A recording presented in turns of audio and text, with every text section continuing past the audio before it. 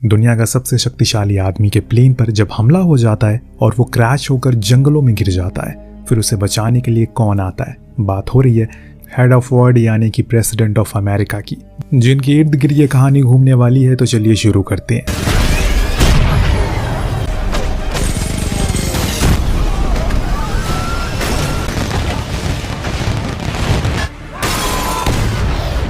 नियोल नाम की रिपोर्टर, जिसे हम पेरिस के खास टमाटरों से खेलने वाले बीच में देखते हैं, जहां वो रिपोर्टिंग कर रही है। असल में नियोल एक MI6 की एजेंट है जो दुनिया की कुछ खूंखार और शातिर एजेंसीज में से है, पर वो अकेली नहीं है, उसके साथ है CIA एजेंट कुक। दरअसल ये लोग एक क्रिमिनल को पकड़ने के लिए आए हैं जिसका नाम है विंटर, जिसकी तलाश में ये सालों से हैं और आज इन्हें पुख्ता सबूत मिले हैं कि वो यही इसी फेस्टिवल शुमार होने वाला है। और इतने में इन्हें खबर मिलती है कि वो दिख गया, इसीलिए अब ये लोग उसके पीछे लग जाते हैं। तभी इन्हें वो किसी दूसरी जगह पर दिख जाता और फिर तीसरी, ऐसे ही करके वो एक से ज्यादा जगहों पर इन्हें नजर आने लगता है, क्योंकि उसे पता था कि ये लोग उसे पकड़ने के लिए जरूर आएंगे। इसी वजह से उसने ये चाल चली जिसके चंगुल में अब ये आ चुके हैं। पर नियोल का कहना था जहां जहां वो दिख रहा है वहां वहां लोगों को भेजो। तो अब सभी लोग उसके पीछे लग जाते हैं। खोजबीन चल रही थी कि तभी बीच फेस्टिवल में एक वैन आती है, जो काफी अजीब बात थी क्योंकि ऐसे कोई भी यहाँ इस फेस्टिवल में वैन लेकर तो नहीं घुस सकता। लेकिन तभी उस वैन से 3 लोग बाहर आते हैं और जो MI6 की वैन थी जिसमें से ये लोग बैठकर सब चीजों पर नजर रख रहे थे, उसके अंदर सभी लोगों को ये लोग भून डालते हैं। फिर आर्थर नाम का शख्स अंदर जाकर जितने भी डाटा थे सब कॉपी कर लेता है और इधर नियोल भी हर किसी से लड़ रहा था क्योंकि वहां बहुत ही ज्यादा लोग थे, जिन्हें खत्म करने के बाद वो लोग अपने लोगों के पास आए तो ओल्गा ने उन्हें शूट करके नीचे गिरा दिया और उस पूरी वैन को बम से उड़ा दिया ताकि कोई सबूत ही ना रहे। इसके बाद हम PM ऑफ लंदन को देखते हैं, जो नींद से उठने के बाद जब वो टीवी ऑन करते हैं तो वहाँ अमेरिकन प्रेसिडेंट के बारे में बताया जा रहा था। दरअसल वो पहले एक एक्शन हीरो हुआ करते थे, लेकिन बाद में उसने पॉलिटिक्स में काफी नाम किया, अब जाकर इसी मुकाम पर आ गया। रिपोर्ट को देखने के बाद उसे याद आया आज तो उसकी मीटिंग है US प्रेसिडेंट के साथ। अब जॉन जब वॉक पर जाता है उसे पता चलता है जो टीम मिशन पर गई थी पेरिस, वो पूरी की पूरी खत्म हो चुकी है। ये सुनकर उसे बेहद अफसोस हुआ। वो उसकी कुछ अच्छी टीमों में से एक थी। खैर अब बात आती है प्रेसिडेंट विल पर, जिसके पास उसकी असिस्टेंट आकर बताती है कि कुछ ही देर में उसकी मीटिंग होने वाली है PM ऑफ इंग्लैंड से। पिछली बारी जब वो दोनों मिले थे तो काफी अनबन हुई थी, लेकिन इस बारी वो इन बातों का ख्याल रखे। विल कहता है कि ठीक है, वो ख्याल रखेगा। दरअसल इस मीटिंग का खास मुद्दा है पेरिस में जो कुछ भी हुआ इस चीज को लेकर, क्योंकि ये खबर पूरी दुनिया में फैल चुकी है। कुछ पलों के बाद ये दोनों आमने सामने होते हैं। देखने में तो काफी हद तक ये सिमिलर लग रहे हैं, पर इनमें काफी चीजें अलग होती है। जैसे विल हमेशा हंसमुख अंदाज में रहता है, तो वहीं जॉन काफी सीरियस रहता है अपने देश और अपने काम को लेकर।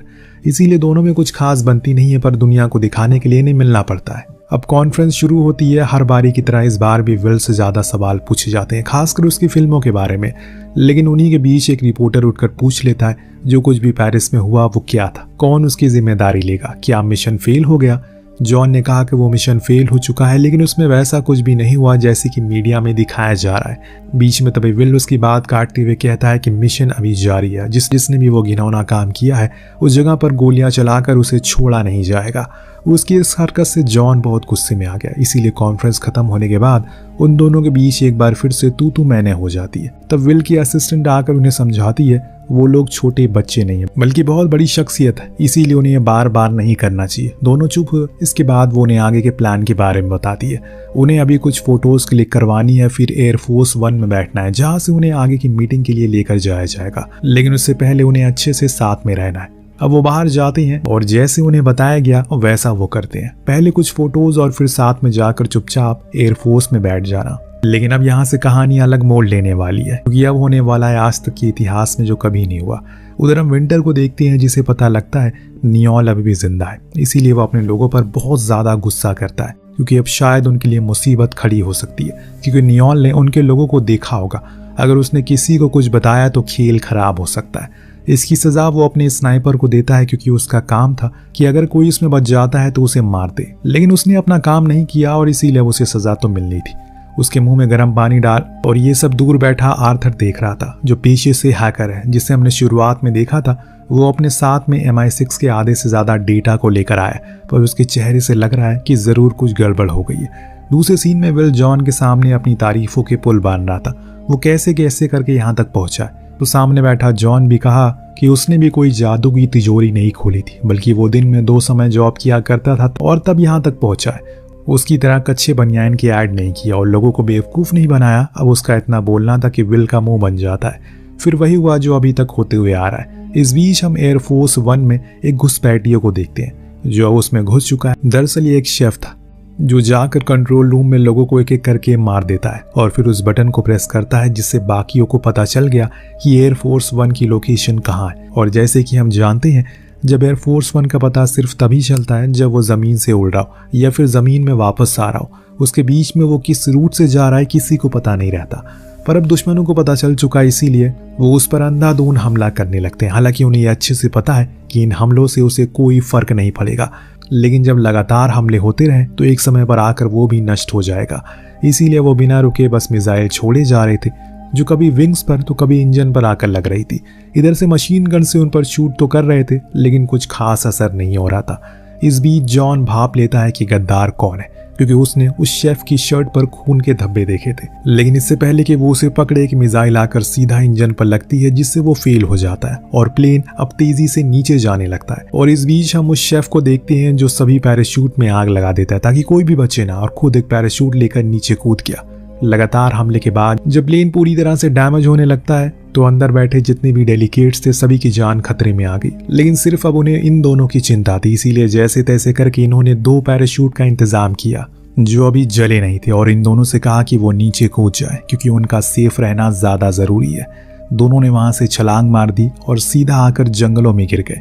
पर जॉन का पूरा शक था जरूर जिसने भी ये सब किया है वो विल की टीम का हिस्सा होगा, क्योंकि इतने सुरक्षित प्लेन को भेजना किसी के बस की बात नहीं है। वो भी उसकी कही बात कहीं ना कहीं ठीक लग रही थी, क्योंकि ये इतिहास में पहली बार हुआ था। कुछ देर बाद पूरी दुनिया में ये न्यूज़ फैल जाती है कि एयरफोर्स 1 को शूट डाउन कर दिया गया है। जितने भी लोग थे वो नहीं बचे। तो विल कहता है कि उन्हें ज़रूर यहाँ पर कोई ना कोई बचाने के लिए आएगा, पर जॉन उसे हकीकत से रूबरू करवाता है कि ऐसा कुछ नहीं होने वाला, क्योंकि जिन लोगों को पता है कि हम जिंदा हैं वो अब सभी मर चुके हैं। अब सिर्फ यहाँ वो लोग आएंगे जिन्होंने ये सब करवाया ताकि वो हमारी मौत की पुष्टि कर सके, और इसीलिए उनके आने से पहले हमें यहाँ से निकलना चाहिए और पास के ही बंकर में जाना चाहिए जिस बारे में तुम्हारे आदमी ने बताया था। विल मान गया क्योंकि जब इन्होंने एयरफोर्स 1 की हालात को देखा तो सच मान लिया। अब ये वहां से जंगलों के रास्तों से आगे जाते हैं जहां जाकर इन्हें कुछ छोटे मोटे घर दिखे जो चारवाहों के थे। वहीं एक कार भी थी जो देख विल कहता है हमें जाकर उन्हें बता देना चाहिए कि हम कौन है, फिर हो सकता है कि वो हमें कार देते जिसकी मदद से हम बंकर तक पहुंच सकते हैं। लेकिन जॉन दिमागदार आदमी था, विल की तरह बैल बुद्धि नहीं था। खैर है तो वो यूएस प्रेसिडेंट, लेकिन उसके अंदर दिमाग की कमी है। यहाँ जॉन का कहना था कि वो जाकर उस गाड़ी को धीरे से चुरा ले और लेकर फरार हो जाए, लेकिन ऐसा वो नहीं कर पाते क्योंकि विल उसे स्टार्ट ही नहीं कर पाता। जैसे कि वहाँ के लोगों को पता चल जाता है कोई है वहाँ पर, इसीलिए वो दोनों पर ढाबा बोल देते हैं। शायद उन्हें नहीं पता कि ये दोनों कौन है। यहाँ एक और चीज से हमारा वास्ता होता है कि सच्चाई में तो विल को लड़ना भी नहीं आता। जितने भी एक्शन या स्टंट है उसने किए, उसके सब स्टंट मैन ने किए थे, ना कि उसने किए थे। लेकिन जॉन ने मेहनत करी है यहाँ तक पहुँचने में, इसीलिए वो उनसे लड़ता है और कोशिश करता है खुद को किसी भी चोट से बचा सके। लेकिन इतने में एक लेडी बंदूक लेकर आती है और सभी को भागने को कहा। फिर वो दोनों से पूछा कि कौन है वो और यहाँ क्यों आए हैं। तो जॉन बोला कि दरअसल उनके साथ एक हादसा हो गया, अब उन्हें अपने दोस्त का घर जाना है जो शहर में रहते हैं, इसीलिए अपनी गाड़ी चाहिए। तो उस लेडी ने कहा कि ठीक है, पर तुम्हें मेरे भीड़ों के साथ बैठना होगा।